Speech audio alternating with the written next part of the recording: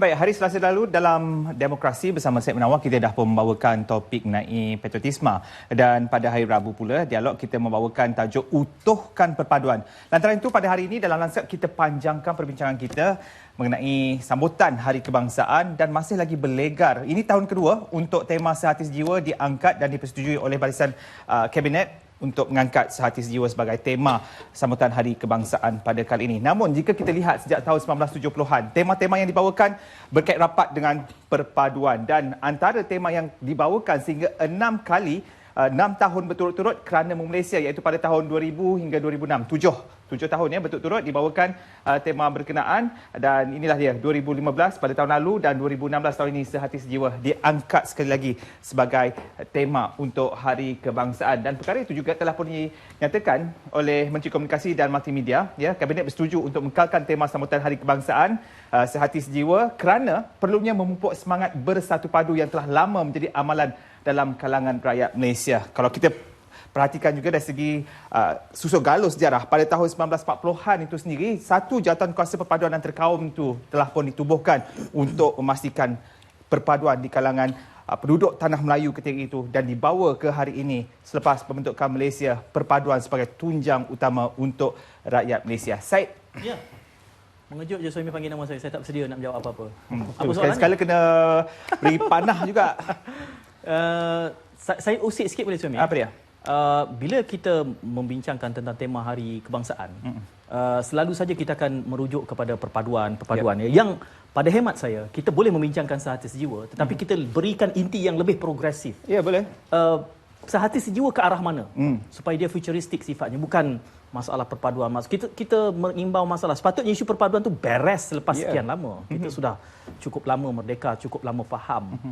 Kalau kita boleh berkongsi satu matlamat seperti mana mempunyai common enemy, sekaligus kita akan memberikan fokus kepada tenaga kita, fokus kita, pemikiran kita ke arah menuju sesuatu yang lebih bermakna daripada cuba membereskan masalah yang tak pernah kunjung padam. 33 juta rakyat Malaysia kena Sehati Sejiwa kalau bersetuju dengan apa yang saya nyatakan. Tapi masalah yang kita tidur satu bantal tapi mimpi kita lain-lain. Semalam mimpi apa? Semalam saya tak mimpi, penat sangat. Okey. Oh, kalau penat sangat tak mimpi. Kita tanya siapa mimpi tetamu-tetamu kita. Ya. Sebab kita bawakan terbang juga dari jauh dan dari dekat. Segala macam perspektif yang akan dibawakan. Panel di sebelah kiri saya, Ketua Penerangan Pergerakan Pemuda UMNO Malaysia, Saudara Jamawi Jaafar. Assalamualaikum. Waalaikumsalam. Sehati Sejiwa. Sehati Sejiwa. Kita ada perspektif Sabah dan Sarawak nanti. Tunggu. InsyaAllah. Belum lagi. Jangan jawab dulu. Belum lagi. Kita akan bincang sekitar nanti. Di tengah Datuk Fazli Yaakob. Assalamualaikum, Datuk. Waalaikumsalam warahmatullahi wabarakatuh. Datuk ajak rakyat Malaysia juga pergi Singapura. Kedai. Ya, betul. Ada restoran baru juga. Tapi semalam cakap pasal mimpi. Saya mimpi roti canai, saya mimpi Chee Chong Fan, saya mimpi nasi lemak. Macam mana tu? Tiga benda. Lepas ni boleh. Saya ikut mimpi tu. Dia ajak saya tadi, kita Singapura baru buka, dia kata fusion Negeri Sembilan dan juga French. Ya, saya. Oh, dia ajak saya je. Keliru lidah saya. Saya panjangkan undangan itu. Kalau pergi pun bukan tak bayar, sebenarnya bukan macam mana. Terima kasih Datuk kerana bersama pada malam ini. Di hujung sana Eric Chu, Pengurusi Jawatankuasa Perpaduan dan Integrasi Majlis Belia Malaysia. Selamat malam Eric. Selamat petang. Salam sejahtera. Ya, sama. Salam Eric. satu belia, satu Malaysia. Timbalan Naib Presiden Majlis Belia Malaysia dan juga Pengurusi Jawatankuasa Perpaduan dan Integrasi Majlis Belia Malaysia. Suhaimi, kita ada penuh warna-warni pandangan yang akan dibawakan oleh ketiga-tiga panel, Jamawi, Datuk Fazli dan juga Eric pada malam ini. Ya, kita juga akan bawa panggilan keluar nanti bersama dengan Dr. Siva Murugan sekejap lagi nanti. Baik. Okey, Sehati Sejiwa kalau dalam konteks Malaysia hari ini, ia pentingnya tema ini sehingga dikekalkan untuk 2 tahun berturut-turut. Apa ertinya dari kacamata pemimpin pemuda politik negara kita? Jamawi. Assalamualaikum warahmatullahi wabarakatuh. Terima kasih saya perkenalkan. Bagi kita anak muda ingin melihat bahawa pembentukan negara bangsa ini akan terus dapat kita bawa hingga ke akhirnya. Maksudnya kita tidak mahu rakyat Malaysia ini diklasifikasikan sebagai ada polarisasi kaum dan sebagainya. Sehati sejiwa, maksudnya kita akan bersama-sama. Bukan sahaja rakyat Malaysia, bukan sahaja bilang pelbagai kaumnya, bukan sahaja dengan anutan agamanya, tetapi marilah kita sama-sama menetapkan tekad kita bahawa negara kita ini harus kita pertahankan. Bahawa negara kita ini harus kita jaga keamanannya. Bahawa keharmonian kaum yang ada di Malaysia ini harus kita sama-sama jaga. Kita tidak mahu anasir-anasir luar masuk meracuni pemikiran rakyat kita dan seterusnya menyebabkan negara tidak aman. Dan apabila negara tidak aman, ekonomi akan merundum. Apabila ekonomi merundum, maka kamilah anak-anak muda dan juga rakyat Malaysia akan merasai peritnya apabila ekonomi semakin lama semakin merundum. Hari ini kita lihat walaupun dalam keadaan ekonomi dunia yang cukup memeritkan, tapi negara kita masih berkeupayaan untuk bertahan. KDNK dengan pencapaian ekonomi dan sebagainya masih dapat kita pertahankan, dan inilah sebenarnya hasrat kita, bukan sahaja untuk menjaga perpaduan, keharmonian, tapi yang pentingnya untuk kita merasai kehidupan yang lebih baik dalam negara kita, negara Malaysia. Apabila ia dijadikan tema sambutan Hari Kebangsaan, Datuk, sehati sejiwa itu sekaligus ia juga menggambarkan bahawa kita harus memupuk ini kerana kita belum beres urusan ini. Selepas lebih 50 tahun, lama begitu kita berbicara tentang perpaduan ini, Datuk tidak resah kerana itu dijadikan tema menggambarkan perpaduan masih belum beres? Perkataan belum beres tu memang mencerminkan pelbagai situasi sebenar, realiti kita. Memang kalau kita tengok zaman sekarang, anak muda, yang dewasa, yang muda, yang dah berkahwin dan belum, masing-masing mempunyai platform media sosial di mana kita dapat ketengahkan pendapat mereka seperti mana yang kita inginkan. Seringkali kalau saya melihat sosial media, baik di Instagram, Twitter dan Facebook, saya kata perpaduan itu ada. Perpaduan itu wujud dalam dua bentuk. Dalam satu bahasa yang mana kita semua faham. Yang pertama sukan, yang kedua makanan.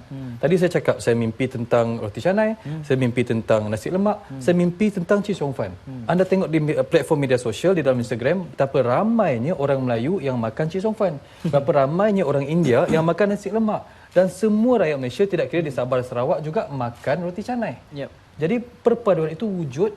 Bak kata orang, mungkin begitu jumut pemikiran orang, tapi nak diketengahkan ke peringkat lebih lanjut di mana mampu tak kita memastikan bahawa anak-anak yang berumur 7 tahun, 8 tahun, 16 tahun, 18 tahun, 21 tahun atau 25 tahun, mereka memperpanjangkan daripada makanan, daripada semangat kesukanan, di mana ramai-ramai menyokong Datuk Lee Chong Wei baru ini, tidak mengira bangsa. Mereka menyatakan bahawa perpaduan itu boleh wujud kalau ada semangat kesukanan, kalau ada keinginan untuk makan makanan yang sama. Namun apabila dipolitikkan dalam bahasa perniagaan, dalam bahasa perpaduan, masing-masing kita mula melihat yang ini ada pendirian sendiri, yang itu ada pendirian sendiri. Namun kalau saya letakkan dalam platform media sosial, saya tidak begitu ragu. Saya rasa benih itu ada. Namun yang saya gusarkan adalah kalau kita tidak mampu membajai benih-benih ini menjadi pokok yang berbuah kelak. Pengerusi Jawatan Kuasa Perpaduan dan Integrasi, MBM, itulah platform belia yang paling besar dalam negara kita, yang rasmi. Sebagai pengerusinya, bagaimana Eric menggariskan tiang-tiang seri perpaduan dan integrasi negara? Bagi kita boleh nampak sekarang kita dengan belia telah berpisah kepada dua hala tuju. Di mana ada sekolongan belia dia individualism itu tinggi, di mana dia lebih terlekat dengan media sosial baru, dengan aktivitinya tersendiri, ada kelompoknya tersendiri. Dan terdapat juga satu kelompok belia di mana dia ada mempunyai konsep perpaduan yang begitu tinggi dan mereka menggerakkan persatuan belia, ada pertubuhan belia atau badan bukan kerajaan untuk menggerakkan dia punya hala tuju kita. Di mana apabila aktiviti pertubuhan belia atau aktiviti sukan kita dijalankan dan dia berorientasikan untuk memupuk semangat perpaduan. So sehati sejiwa itu saya rasa pada masa ini memang tepat pada masanya, kerana dia bukan sahaja membawa masuk kepada perpaduan saja, dia juga merupakan satu penghayatan kepada sumbangan pembimbing-pembimbing masa dahulu di mana negara kita dibentuk dengan semangat yang begitu tinggi, semangat kerjasama yang tanpa mengambil kira asal-usul kita, maka kita mencapai sesuatu yang tidak dapat dijangkakan, disangka oleh semua orang. So dari segi penghayatan itu kita perlu dipanjangkan kepada sekarang dan pada masa hadapan. Tetapi pada masa sekarang kita menghadapi satu cabaran yang begitu besar di mana maklumat yang begitu banyak dan sukar ditentukan kesahihan kebetulan yang telah membelenggu kebanyakan orang awam. So itu cabaran yang sangat saya besar. masih ingin pegang pada Eric Suhaimi, kerana bertahun Suhaimi kita bergulat dengan tema perpaduan ini. Malam ini tema Hari Kebangsaan Sehati Sejiwa. kita mencari model dan bila kita merenung kepada MBM, buktikan kalau kami salah. Kelihatannya walaupun majlis belia itu pada peringkat nasionalnya pelbagai kaum, tetapi NGO komponennya masih terbelah mengikut etnik-etnik tertentu. Kita ada, jadi model yang sama dalam politik, beban itu juga terpalit dengan NGO. Walaupun Eric menyebutkan tadi bahawa modelnya dengan pergerakan belia, tapi akhirnya dalam kelompok-kelompok subset MBM itu sendiri, NGO-NGO-nya itu juga terbelah mengikut etniknya. Ya. Kalau kita cakap pasal NGO belia, kita boleh golongan kepada dua bahagian yang besar. Di mana satu golongan yang besar dia masih merujuk kepada etniknya tertentu dengan objektifnya tertentu.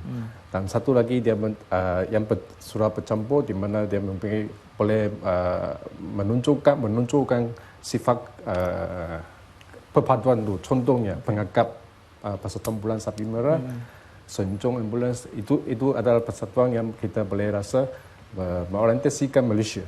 Tapi untuk persatuan seperti APIN, itu MIYC, untuk mungkin belia seling main-main, kita masih bergerak untuk kelompoknya, kerana dia kadang-kadang dia perlukan engine seperti ini untuk menggerakkan belia tu, dan kita mari ke platform majlis belia di peringkat daerah, di peringkat negeri, di peringkat nasional, untuk kita sama-sama bergerak ke situ. Untuk masa sekarang yang di bawah pemantauan kita boleh nampaklah, tak kira pertubuhan NGO berorientasikan etnik mana satu, kita sama-sama memiliki satu hajat di mana kita mau menggerakkan kelompok kita, komuniti kita untuk bekerja sama bersama, bergerak bersama. So kalau kita merujuk kepada slogan Presiden kita, menggerak belia, apabila kita sebut menggerak belia, kita tidak sebut menggerak belia mana satu, tapi belia untuk Malaysia. Itu secara otomatik kita. Saya mau tambah berkenaan dengan keadaan sebegini. Kalau kita lihat imbau balik sejarah, di mana penjajah pada ketika itu meletakkan orang Melayu di luar bandar, orang India di estate, orang Cina di bandar-bandar berniaga dan sebagainya. Kemudian kalau kita lihat keadaan masa kini, apabila lahir Ali, Acong ataupun Ramasamy, mereka ini masuk tadika masing-masing. Tadika Melayu, Cina, India. Masuk sekolah rendah, sekolah kebangsaan, sekolah jenis Tamil, sekolah jenis Cina. Sekolah menengah begitu, masuk universiti, yang Melayunya masuk universiti awam, yang Cinanya mungkin ke Taiwan, China, kemudian yang Indianya mungkin ke Sri Lanka ataupun India. Dan apabila balik, mereka ini bekerja ikut sektor. Melayunya kebanyakan pergi sektor awam, Cina, India pergi swasta, dan tidak ada seolah-olah macam laluan kereta api, rel kereta api, selari, tidak ada titik pertemuan. Jadi maksudnya daripada kecil kita hinggalah kita peringkat dewasa, hinggalah kita masuk sektor pekerjaan, kita tidak ada titik pertemuan. Jadi itu menyebabkan sukarnya untuk kita meruntuhkan semangat tembok-tembok perkauman sebegini. Jadi kalau kita boleh balik kepada sekolah wawasan yang dulu diilhamkan, di mana walaupun masing-masing politik mempertahankan sekolah jenis kebangsaan, dan ini adalah satu konsensus yang telah dibuat oleh pemimpin kita yang dahulu, tetapi kalau kita teruskan dengan sekolah wawasan di mana ada 3 sekolah berhampiran, berkongsi padang yang sama, berkongsi kantin yang sama, memungkinkan untuk titik pertemuan itu ada. Titik pertemuan itu ada. Tapi kita masih lagi dengan keadaan yang begitu. Berbeza dengan di Sabah dan Sarawak. Kalau kita lihat di Sabah Sarawak, walaupun kita ada sekolah kebangsaan, sekolah jenis kebangsaan, tetapi sekolah jenis kebangsaan ni kadang-kadang sekolahnya 70% adalah Bumiputra. Dan mereka ini berkumpul, bercerita, mengadakan program bersama, bersukan bersama, dan zahirnya kalau kita lihat perkahwinan campur yang ada menyebabkan kalau kita lihat sekarang Sabah dan Sarawak merupakan 2 negeri yang diberi contoh sebagai semangat satu Malaysia yang kuat. Malahan ubatnya perkahwinan campur. Datuk gelap panjang. Air batu campur. Ada saya simpan sekejap. Tapi tak apa. Saya simpan sekejap tentang ABC ni saya. Tentang sekolah wawasan tadi. Diperkenalkan antara akhir tahun 1990-an ataupun pada awal tahun 2000. Ya, yang pertama ditubuhkan adalah di Subang Jaya. 16 tahun. Apa hasil sekolah wawasan? Itu juga saya bangkitkan kepada Tan Sri Rais Yatim baru-baru ini yang nyatakan bersetuju bahawa sekolah wawasan gagal, Said. Ya, dan itu saya tinggalkan sekejap. Datuk, nak ABC tambah durian, pulut, jagung. Kita nampak sedap. Jadi jangan duga saya tengah lapar. Tengah lapar, Syed. Inilah orang kata ABC inilah lambang perpaduan masyarakat Malaysia, Syed. Okay. Ada manis, kalau letak durian bertambah lemak, tambahan pula musang king. Itu musang king pula ada tambahan musang king bukit ataupun tanah bawah. Jadi ini dah pelbagai. Apapun inilah resipi perpaduan diibaratkan seperti ABC. Tapi dalam demokrasi hari itu dikatakan perpaduan tu menjadi tak cantik kerana campur tangan politik. Okey. Saya nak tanya Datuk sendirilah. Saya tak nak tanya orang politik. Orang politik Ya, akan tak jawab apa. baik punya. So ini kita orang politik akan jawab. Sekarang dia jawab juga. Bagaimana bila politik Saya melihat semua ini sebagai satu penulisan dan permainan di mana keperluan itu untuk dinyatakan apa yang sedang berlaku oleh ahli politik. Mana mereka menyatakan apa yang mereka nampak.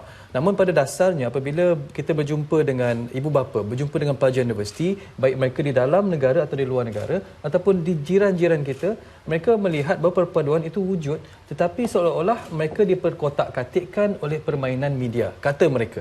Setiap kali saya beri program motivasi di universiti di dalam negara ataupun di luar negara, ramai pelajar kembali bertanya kepada saya, dia kata, Abang Fazli, apa benar kami tidak bersatu padu?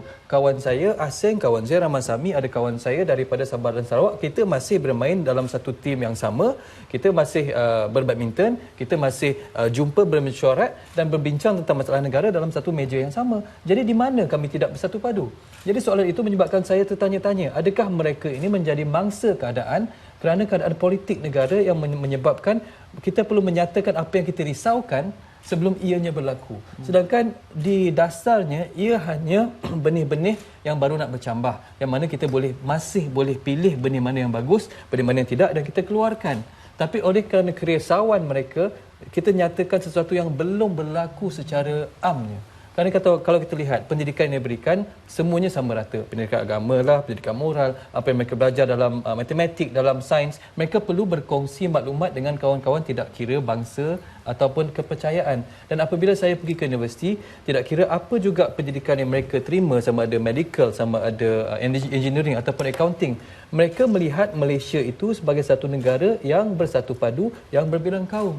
Kalau mereka ditanya oleh orang putih, kita pergi ke Central Market, kita pergi ke mana-mana juga berjumpa dengan turis, mereka akan bercakap, oh Malaysia is a multicultural country. Mereka bangga. Ini mereka yang ada pendidikan. Kalau bertanya dengan orang kampung, pakcik orang apa? Orang Melayu ke? Orang Cina ke? Saya tak ada, saya orang Malaysia.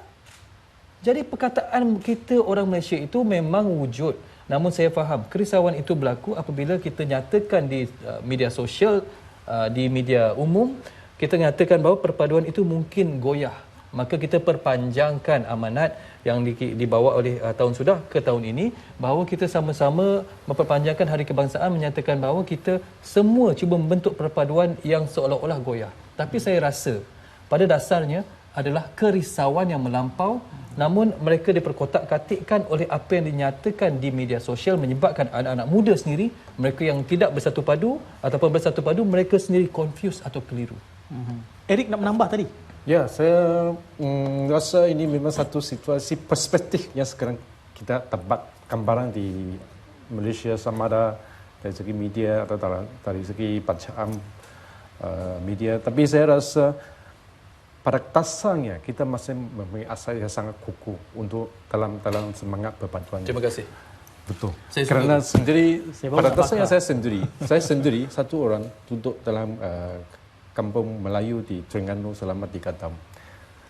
Dari hari pertama saya sampai sana, sampai saya bergerak balik ke KL, saya tak pernah ada rasa gap itu antara kawan Melayu dengan kawan Cina. Tak ada. Langsung tak ada. Di dasar. Okay. Tetapi kalau kita baca media tu, kita boleh nampak lah ada kumpulan ekstremis yang ingin membuat sesuatu yang memang betul. tidak senang. Tuan Syed. Kalau Tuan Syed sebagai seorang host, bila ditanya, mengapa kita dikatakan tidak bersatu padu? Kenapa seolah perpaduan itu goyah?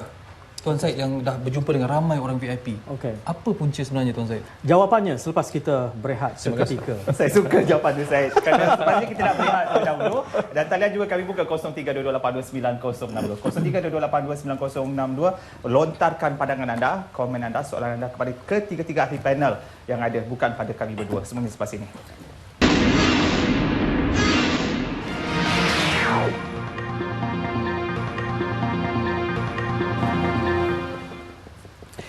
Sehati sejiwa, renungkan seketika.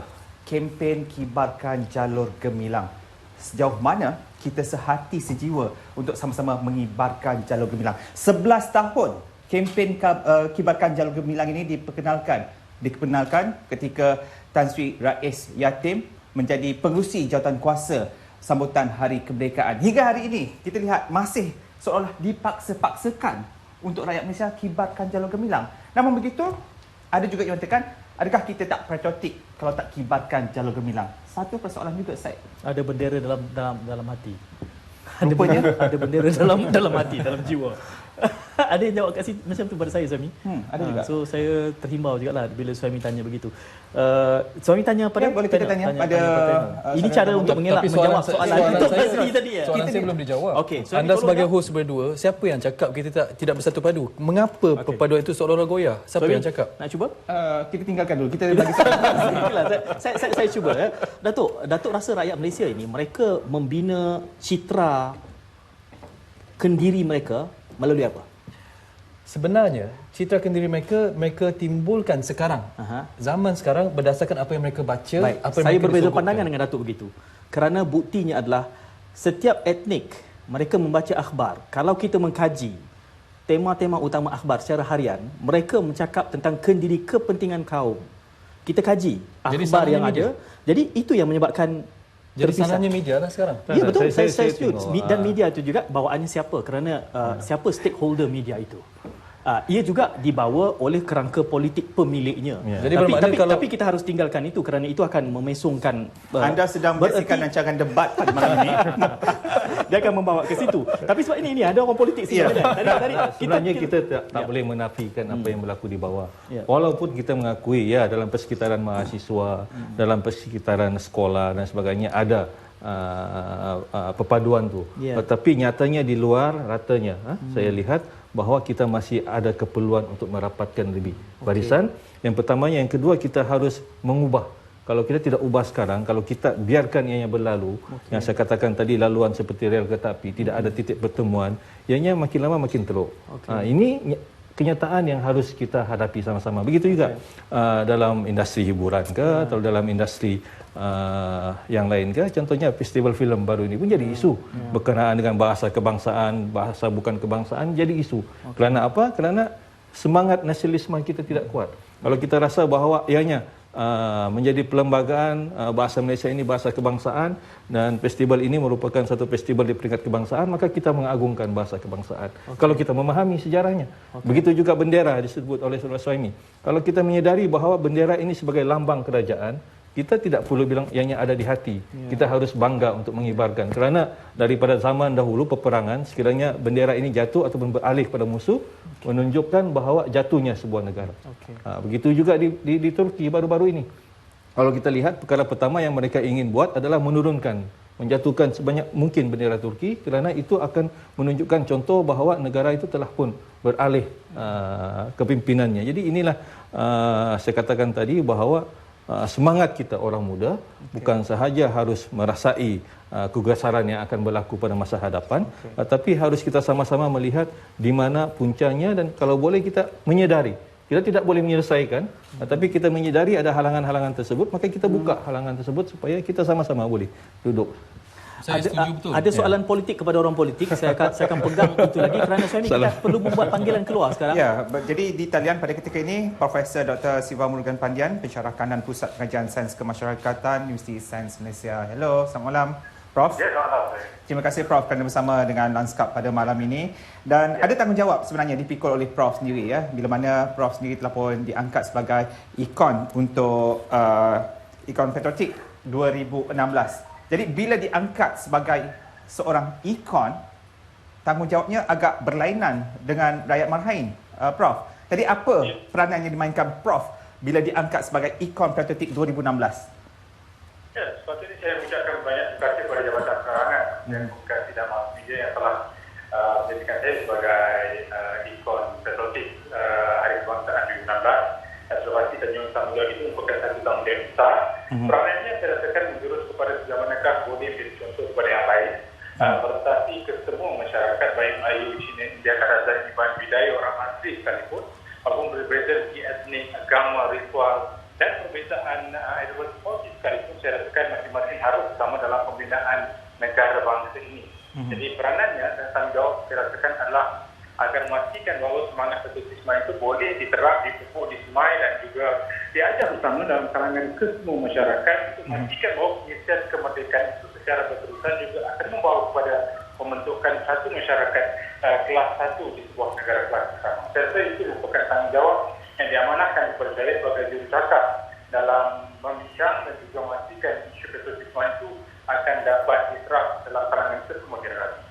Dulu kita sentiasa membilang tahun-tahun kemerdekaan negara, ya Prof. Dan untuk bermula tahun lalu, ia telah pun digugurkan dan kita perkenalkan dengan Hari Kebangsaan. Namun begitu, ya, setiap kali tema-tema yang diangkat masih lagi berunsur patriotisme. Kita cuba menyemai sebenarnya yang dinyatakan oleh Prof tadi.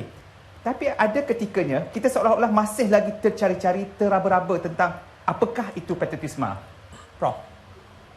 Ya, bagi saya, barangkali disebabkan oleh ianya diajak hanya secara bermusim menyebabkan ramai yang kadang-kadang terlepas pandang kepentingan untuk diamal secara besar. Bagi saya, kalau patriotisme itu dianggap sebagai kasih sayang kepada negara, banyak cara yang harus dititikkan. Satu adalah bagaimana kita mampu pertahankan kedaulatan negara. Kedua, kita harus bangga menjadi warga negara ini. Ketiga, kita harus mendukung ketinggian perlembagaan dan rukun negara. Keempat, kita harus menghormati maruah negara dan juga kita harus boleh menghormati kebebasan. Dan yang terakhir, saya rasakan kita juga bertanggungjawab dalam memastikan dalam kedudukan apa saja kita bersedia untuk berkorban untuk negara ini. Satu saja negara yang tidak ada dan pasti apa saja yang boleh lakukan adalah penting supaya kesinambungan penggiliran kepimpinan dapat memastikan generasi yang akan datang juga tahu bahawa negara ini mempunyai banyak potensi, banyak yang harus dilakukan agar kita dapat diangkat menjadi salah satu bangsa yang ada ilmu, kemahiran, kebolehan, tapi itu diselaputi dengan nilai karakter yang mulia yang terus dipupuk nilai patriotisme dan nasionalisme. Itu yang saya rasakan harus dilakukan secara berterusan dalam memahami ataupun menggarap nilai di sebalik pengertian patriotisme. Okey, jadi Prof, zaman berubah, ya, tapi pesaka kemerdekaan perpaduan ini perlu kita teruskan.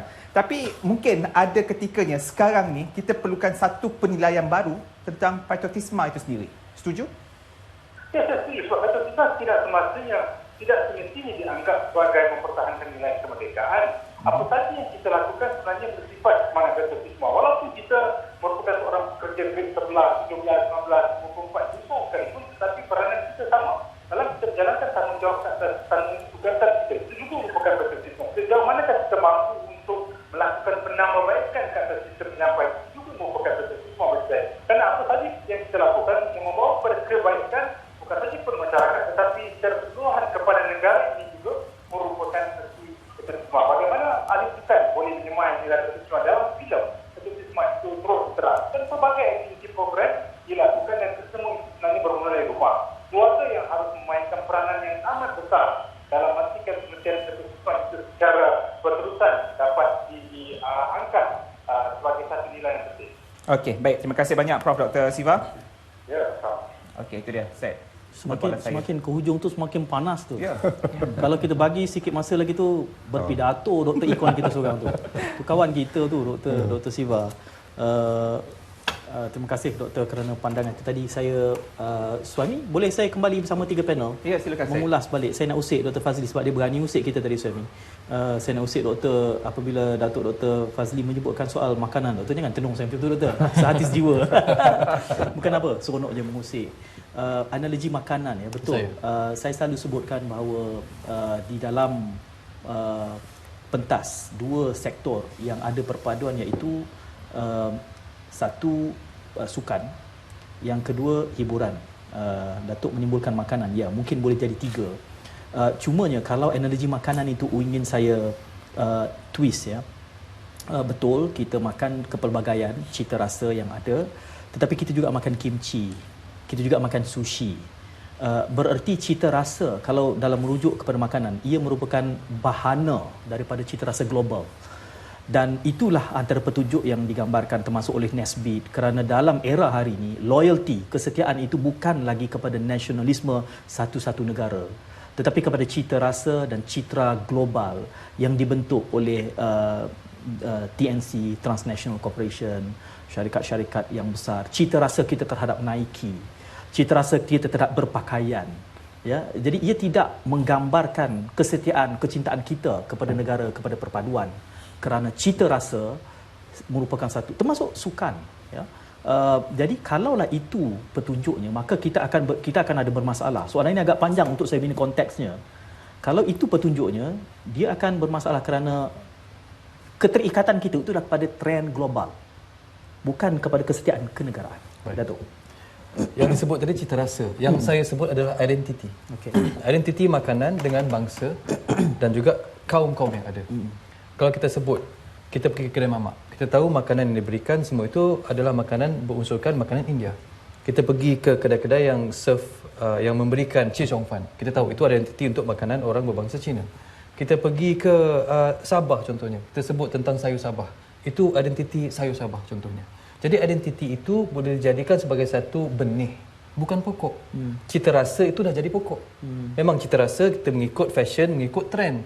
Tapi kalau kita bercakap tentang anak-anak, kita bercakap tentang mereka, kita nak didik daripada awal, takkan kita nak cakap nasi lemak ini adalah makanan orang Sing, roti canai adalah makanan orang Cina. Kerana sejarah tidak menyatakan begitu. Jadi yang saya lontarkan tadi adalah penanaman benih. Yang saya gusarkan adalah benih yang kita tanam itu siapa nak baja? Persoalan saya sekarang, baja-baja itu datangnya daripada media-media. Media-media menyatakan bahawa kita sedang diambang perpaduan yang semakin goyah. Sedangkan anak-anak baru nak mengenal apa itu roti canai, siapa itu Datuk Lee Chong Wei. Bila kita sebut bendera Malaysia, Jalur Gemilang pun tak tahu itu namanya. Bila kita bertanya bilakah Malaysia merdeka, anak-anak sekarang masih terpinga-pinga sebab bila tanya ayah, sama macam tuan push ke sana. Wah, ini soalan yang begitu. Suami? Dia tuju pada suami tu. Tak, dia tengok Said tadi. Kerana ini masalah dia, kerana bila kita tunjuk pada cabaran yang sedia ada, kita ada orang politik di sini. Saya sebutkan tadi, saya nak Saya ada satu soalan politik lepas ni. Kerana apa yang kita hadapi, cabaran ini yang kita sebut adalah berakibat daripada political construct. Konstruksi politik yang kita warisi. Tetapi kita boleh tunjuk itu sebagai cabaran, tapi kita belum boleh tunjuk solusinya apa. Kita masih bergulat untuk menunjukkan, okey, ini benihnya dan masalahnya pokoknya akan jadi begini. Tetapi pokok ini bila besar dia akan jadi masalah begini. Lalu apa kita kena buat sekarang? Kita ada pengurusi jawatan kuasa integrasi dan juga perpaduan. Kita ada pemuda UMNO yang masih dalam kerangka bila bercakap dalam Perhimpunan Agung UMNO itu akan sangat melihat ke dalam dan tidak melihat. Saya tidak mendengar di dalam hujah Perhimpunan Agung UMNO itu bercakap tentang Malaysia, sebaliknya Melayu. Tidak ada masalahnya kerana itulah model political construct mereka. Tapi itulah cabarannya. Bagaimana? Kalau kita lihat senario politik, ianya memerlukan sokongan daripada peringkat bawahan. Dan kebanyakan parti politik yang ada di Malaysia ini berteraskan kaum. MCA-nya, MIC-nya, UMNO-nya, begitu juga di Sabah dan Sarawak, ianya berpaksikan kepada kepentingan untuk membela suatu kaum, kerana bagi parti-parti politik tersebut inilah masanya, inilah mediumnya untuk membela kepentingan kaum-kaum tertentu. Tapi ianya dapat kita kumpulkan keserasiannya di dalam satu pakatan yang dinamakan Barisan Nasional. Dan apabila kita dalam konteks Barisan Nasional, kita membawa suara rakyat Malaysia. Ini tidak pernah pun sama sekali kita tinggalkan. Begitu juga di peringkat parti pembangkang. Kalau kita lihat parti-parti tersebut juga berteraskan kepada kaum-kaum tertentu. Dan apabila mereka bercakap di peringkat nasional, mereka seolah-olah satu pakatan. Jadi mungkin saya pernah melontarkan idea, kemungkinan satu masa nanti kita di Malaysia ini cuma ada dua parti. Memungkinkan untuk ianya berlaku, memerlukan pengorbanan semua pihak. Tapi kalau pada hari ini untuk kita menghentikan sekolah jenis kebangsaan pun tidak boleh kita lakukan. Bagaimana untuk kita mengorbankan satu perjuangan parti yang berteraskan kaum. Jadi ini semuanya memerlukan iltizam. Kalau kita bilang, oh pihak kerajaan hanya buat, tapi di pihak pembangkang pula tidak melaksanakan. Jadi bila pihak kerajaan buat, pihak pembangkang akan mengambil ianya sebagai satu isu politik. Kononnya parti ini tidak membela kaum tertentu, maka pilihlah kami akan membela nasib anda semua. Jadi inilah yang berlaku dalam negara kita. Dan ianya saya sekali lagi nyatakan, balik kepada persekolahan di peringkat awal. Kalau kita menanamkan seperti Saudara Fazil tadi, sejarah perjuangan bangsa, kemerdekaan dan sebagainya, bagaimana dahulunya kita menuntut kemerdekaan dan ianya dapat kita olah dalam bentuk yang lebih sesuai dalam keadaan sekarang ini, maka anak-anak muda mungkin semakin lama akan memahami bahawa perjuangan parti itu boleh melangkaui daripada perjuangan kaum. Kalau itu cadangannya datang daripada Ketua Penerangan Pergerakan Pemuda UMNO, saya anggap cadangan itu menongkak arus. Dan Jamawi ini adalah antara pemuda UMNO yang kalau saya ingin berikan, tadi ikon kan, ini spesies ganjil. Rare spesies dalam UMNO. Kalau itu cadangan, popular ke cadangan itu? Ya, mungkin boleh diterima dengan lunak oleh kerangka yang sekarang tidak popular, tetapi sudah ada. Tapi itu realitinya kan. Ya. Jauh dalam sudut hati kita tahu itulah cabarannya, kerana kita ada legasi yang harus kita perjuangkan. Yang harus, Eric. Sebab itu Tuan, apa sebenarnya yang saya suka sangat yang Tuan sebut tadi, memang saya nak nyatakan saya tak boleh, saya bukan orang politik. Sebab sebenarnya seolah-olah yang tidak bersatu padu itu adalah parti politik. Jangan salahkan rakyat yang tidak bersatu padu. Yang risaukan tidak bersatu padu itu adalah orang-orang politik. Jadi saya high five sikit dulu. High five. Datuk bukan orang politik. Datuk political. Tetapi belum masuk politik. Saya betul. belum istilahnya belum. Sebenarnya dari segi pandangan beliau, kita merasa ini pemimpin politik memang dia satu cabaran kepada usaha memupuk semangat perpaduan itu. Kadang-kadang pemimpin politik itu dia perlu memanggil undi sokongannya untuk karier politiknya, sehingga kadang-kadang dia perlu mengatakan sesuatu untuk target group dia. So kadang-kadang memang kalau kita mencegah sesuatu yang di very narrow punya perspektif, dia sudah pasti akan mewujudkan satu pembelahan, satu respon yang sangat besar dan tidak mengenangkan semua.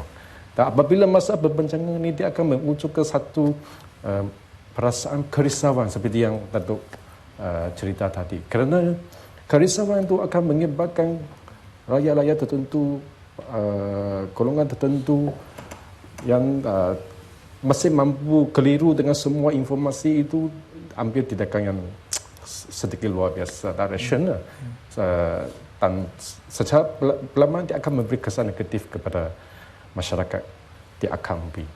Tapi pada masa yang sama, sistem pendidikan kita saya rasa perlukan lebih banyak aktiviti-aktiviti yang melibatkan integrasi.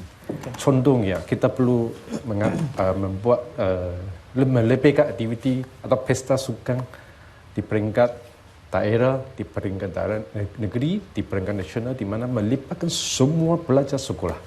Aktiviti seperti ini mesti dijalankan. Kerana bagi kita, aktiviti luar daripada waktu sekolah itu sangat penting untuk membina jati diri orang muda. Sekarang memang ada aktiviti sukan dah ada. Tapi saya ingin bawa sedikit keluhan guru-guru. Aktiviti sukan diadakan, tapi kita bawa seketika nanti. Ya, kurangnya peruntukan untuk aktiviti sukan. Jadi ada baiknya kita tambah. Kita akan bincang lebih lanjut tentang ini seketika nanti. Suami, masa untuk kita menegur air seketika. Ya, menegur air seketika sambil anda jangan tukar channel lain sebab ada soalan panas saya untuk saudara Jamawi sekejap lagi.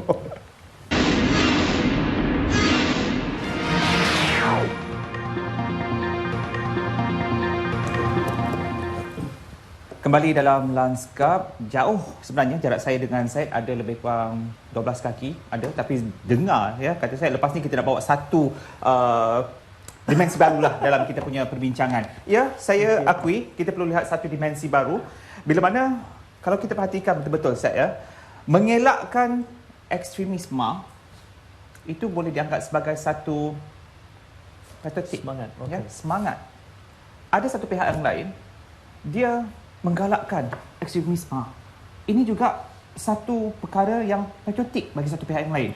Idealisme masing-masing. Jadi untuk masa yang akan datang, idealisme, ekstremisme ini adalah satu cabaran sebenarnya. Ya, kita tak boleh berbangga dengan kemerdekaan yang kita bilang 59 tahun sekarang. Tapi isu-isu ekstremisme, idealisme yang dibawa daripada luar inilah yang perlu kita hadapi. Saudara Jamawi.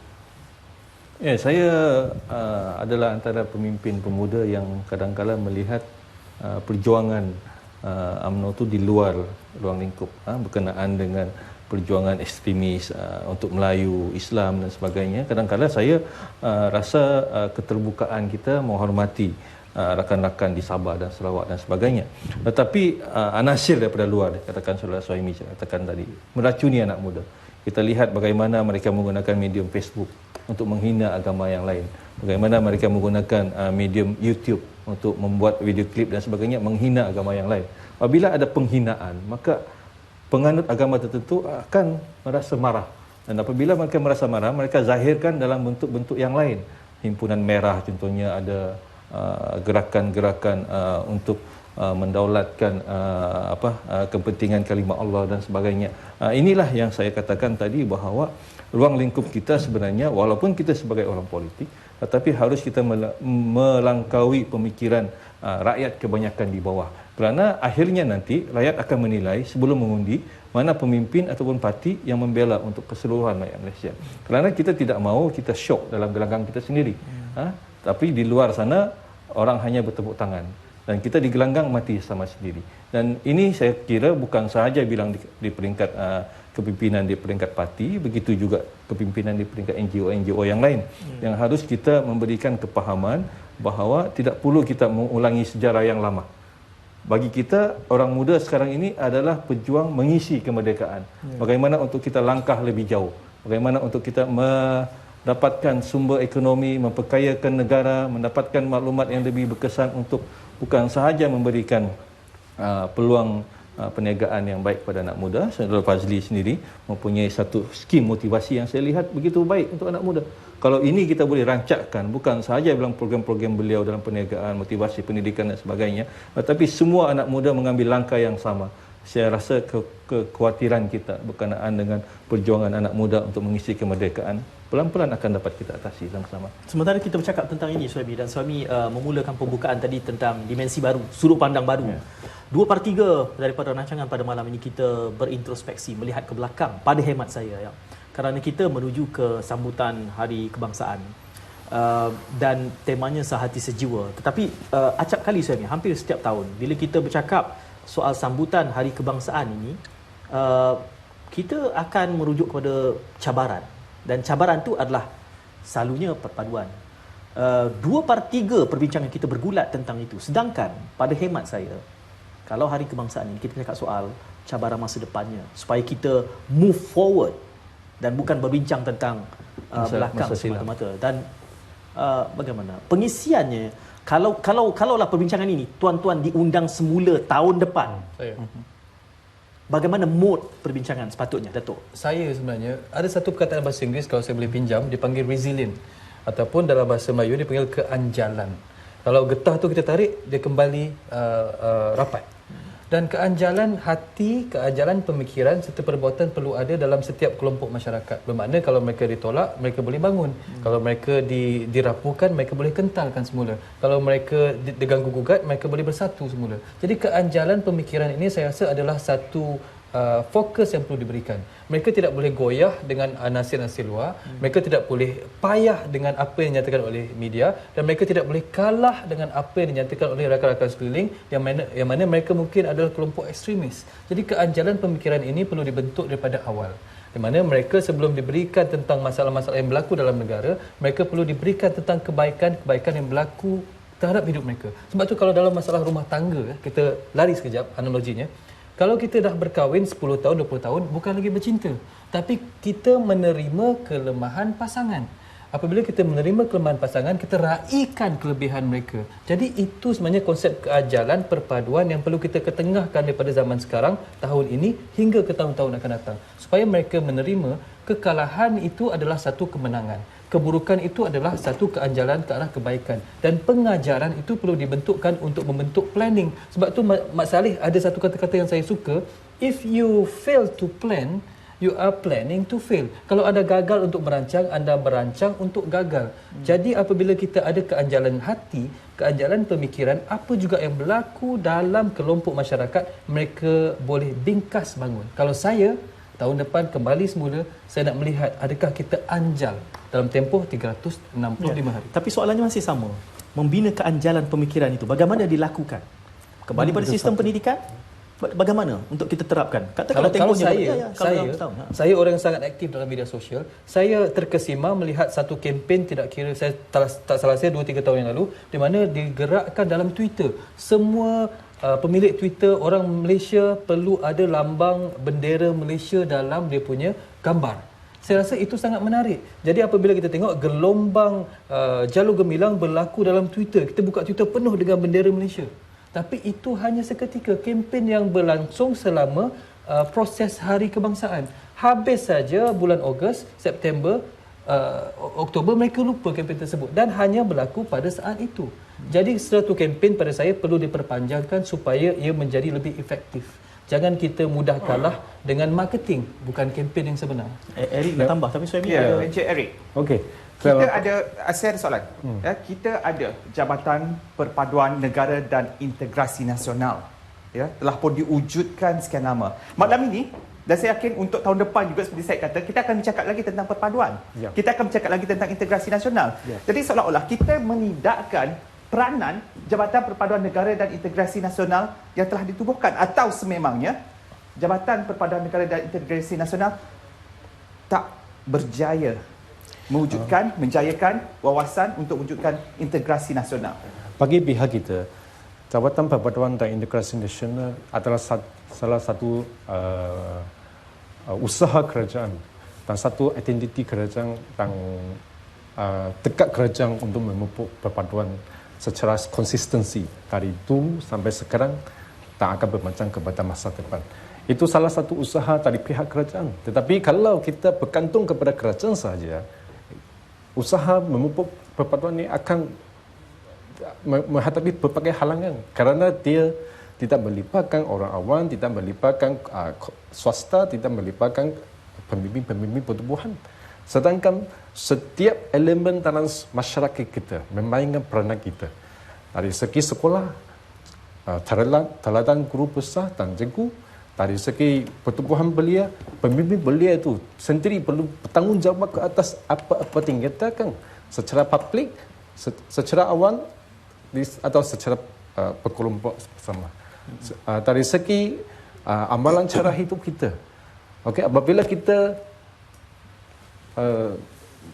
sudah memahami, apabila kita sudah menerima konsep perpaduan itu, tetapi apa yang kita buat itu, tindakan itu bercanggah dengan apa yang kita fikir itu, dia tidak akan berhasil. Okay.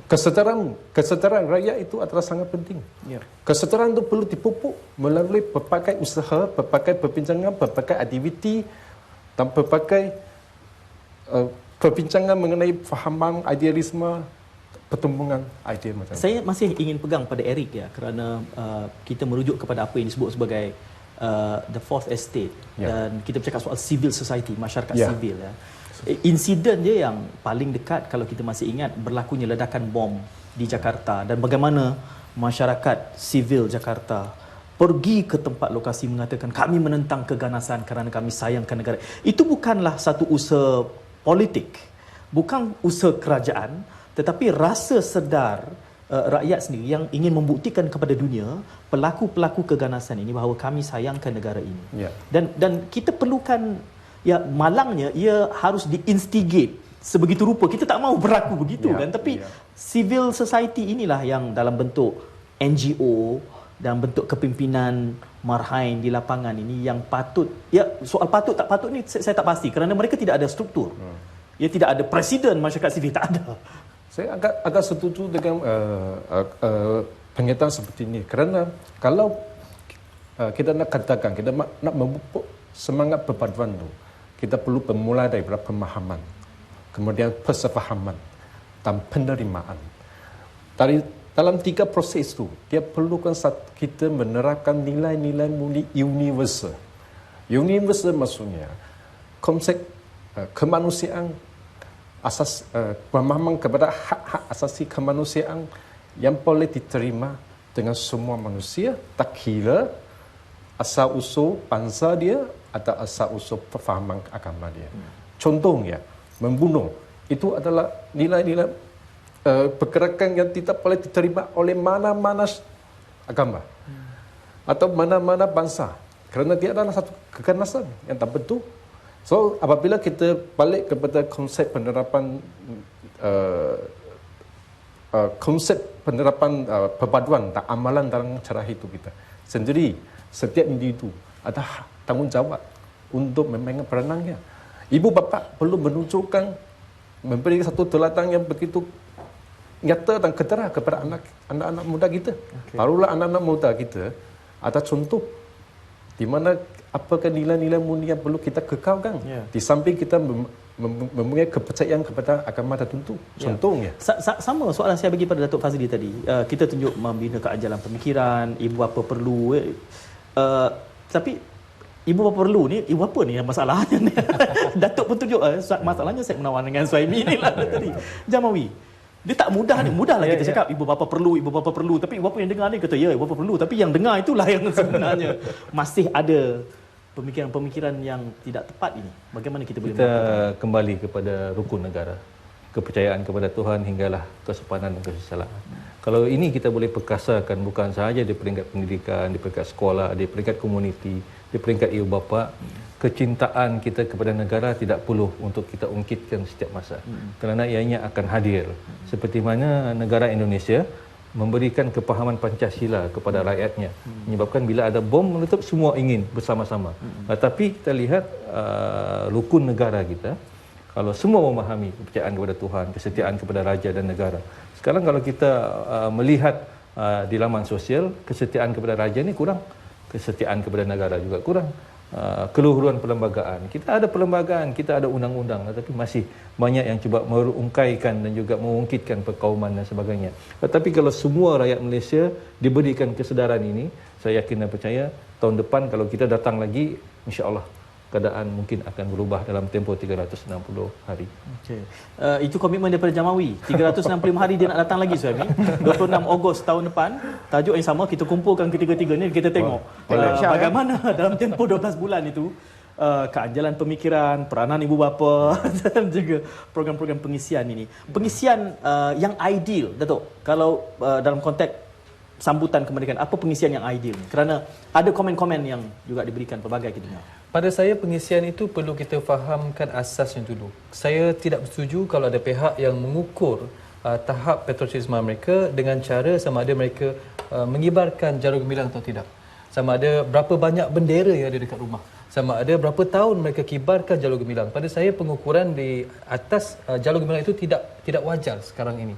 Kerana mereka perlu dilihat cara perbuatan, apa yang mereka kibarkan di dalam hati, bak kata Tuan tadi, dan apa yang mereka laksanakan dalam kehidupan seharian. Sebab tu kalau saya bertanya kepada ramai orang Malaysia, saya tanya kepada Tuan, dalam 1 hingga 10, adakah Tuan bahagia di Malaysia? 1 hingga 10. Bahagia 10. 1, 10. Tuan Suhaimi, 1 hingga 10. Anda happy, anda bahagia, anda seronok di Malaysia? 10. 1 hingga 10? 10. 1 hingga 10. Saya harap Dia Datuk berani siapa sebut kurang dia 10. Saya harap ini kekal apabila kita berada di luar pentas. Persoalannya sekarang, kita seolah-olah berdrama dengan masyarakat. Kita menyatakan sesuatu yang kita tidak yakin. Tapi saya tetap berpaksikan kepada bendera Malaysia. Ianya lambang negara. Simbol. Kalau benda yang mudah kita gagal untuk melaksanakan, bagaimana untuk kita mendidik hati kita untuk Sebab itu negara. Tuan, dalam Twitter kita letak gambar bendera pun dah okey. Syiar itu masih penting, simbolisme itu masih penting, tetapi pengisiannya lebih penting lagi. Sebenarnya zaman yang berlainan, cara untuk menunjukkan patriotisme itu lain. Betul. Macam dulu kita perlu berbaris di jalan raya kita untuk membuat aktiviti sambutan, baru kita boleh tunjuk kita punya patriotisme. Jadi pada masa sekarang kalau kita nyanyi lagu negaraku di depan itu internet YouTube sekali, itu pun satu cara ya. Betul. Dan zaman sudah lain, zaman sudah berubah jadi memerlukan perangai. Betul lah. Sehati jiwa sungguh malam ni. Ishar katanya merdeka perlu dirasa, bukan berdasarkan sesuatu yang dipaksa. Okey. Kita perlu setengah jam lagi nak hurai tu. Boleh kita sambung boleh, setengah jam Syah, lagi? kita sambung setengah jam. Sehati jiwa. Okey, terima kasih Jamawi, Datuk dan juga Eric. Datang lagi ya. 365 hari. 26 Ogos tahun depan. Okey. Kita berbicara, kita kekalkan. Mungkin Syah, kita kekal ke tak, kita kekal ke orang sama. Kita nak tengok perbincangannya sama tidak? Kita kekal. Kita Atau kita bertukar tempat. Tak apalah, yang penting yang kita nak kekal tak apa. Okey, terima kasih. Okey, terima kasih sama hari kebangsaan. Terima kasih, Tuan. Kita jumpa lagi. Assalamualaikum.